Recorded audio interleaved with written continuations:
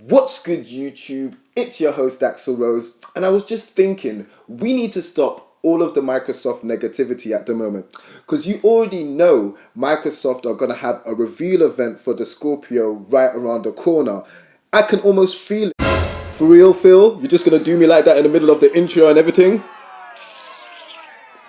You know, I come at this job as somebody from the games industry, running game studios. I think about our Xbox product and how we can really put the stamp of the gamer on this product, make sure it's gaming first.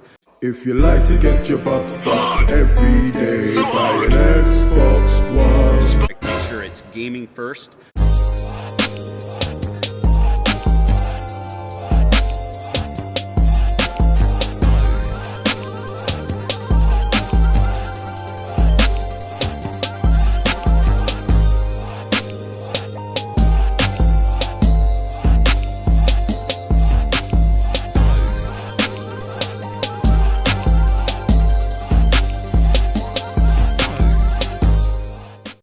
What's good, YouTube? It's your host Axel Rose, the Shogun with the slogan, and you are now watching MVP Magazine. Now, with the Xbox Scorpio being one of the most highly anticipated pieces of kit to arrive for gamers this year, it's very understandable that gamers are almost rabid and going crazy for any solid concrete pieces of Scorpio information they could get. And all of this is pretty much leading most gamers to speculate and kind of expect some kind of preview, launch or reveal event, pretty much in the same way of the PlayStation Pro and the PlayStation 4 and what we're expecting from the Nintendo Switch tomorrow. Now, even though revealing consoles at E3 has always been the classic or the standard way of doing things, we've seen times change recently, with console manufacturers having specific events tailored to the reveals and releases of their consoles. And this usually works good for both them and us, because they get a whole conference dedicated to filling us in on all the great new features and doohickeys about their new console without wasting time on advertising any developers' games. And we get to find out everything we want to about what we're about to buy, making us being able to be just that little bit more tech savvy about making our purchase decisions. The fact that Nintendo are doing this Switch presentation later on today is going to be awesome for them and their investors. They can get out as much information about their console as possible and save E3 to just give us a lineup, a fully robust lineup, hopefully, of great games. Now, with all of this being said, Phil Spencer was asked if he and Microsoft would be having a similar show for the Xbox Scorpio. To which Phil replied with his usual PR bullshit. Phil Spencer said, "Honestly, not sure yet, but I do know people want this.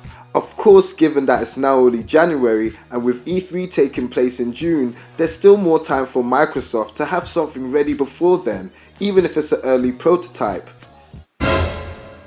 Now, rationally speaking, Phil Spencer's statement wasn't necessarily the end of the world, but it does raise some red flags about what's going on at Microsoft and the state of the Xbox brand at the moment. The fact that the console goes in sale in less than, let's say, 10 or 11 months, and it's mid-January right now, and Microsoft still don't have an early prototype to play or show the public is really, to keep it honest, quite frightening, especially with the horrific history of the failure rate with the Xbox 360. Microsoft initially stated that the reason they announced the Scorpio so early was for developers to be able to get down with the hardware and to actually make games for it. But if we're basically 10 months away from launch and developers still don't have at least prototype hardware in their hands to work with, you know what's gonna happen, right?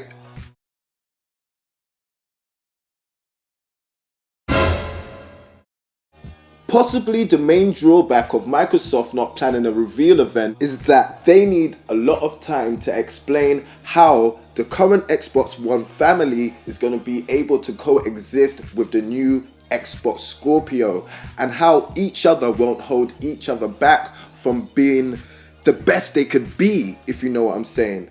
Because if games have to run on both consoles, and with the Scorpio being so much more powerful than the Xbox One S and the regular Xbox One Classic, that's the new name for it, by the way. I call it that Classic One. The Classic One, people.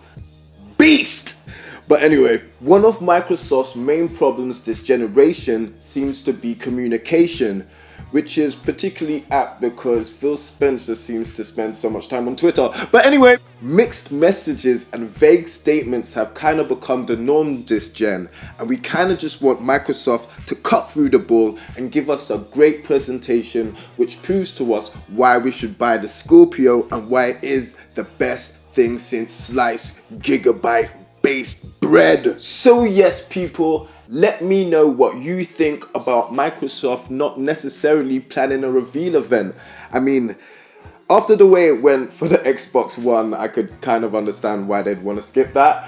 But at the same time, they do have a lot of loose ends to tie up, and a reveal event would do such a great job of that. And especially since Nintendo are about to do one tomorrow, today, whatever your time zone is, you know, it'd be great for them to just be able to use E3 to be able to focus on all the great software, and this reveal event, if they actually do have one, to focus on the Scorpio and its relationship with the Xbox One, because we really gotta know about that, man. But yes, people, shout outs to supporting all the videos and stuff like that, especially since I've been absent and stuff. I really appreciate that. And yeah, make sure you catch me on the multiplayer podcast tonight on Next Gen 720's channel, and enjoy your day. I'm out. Peace.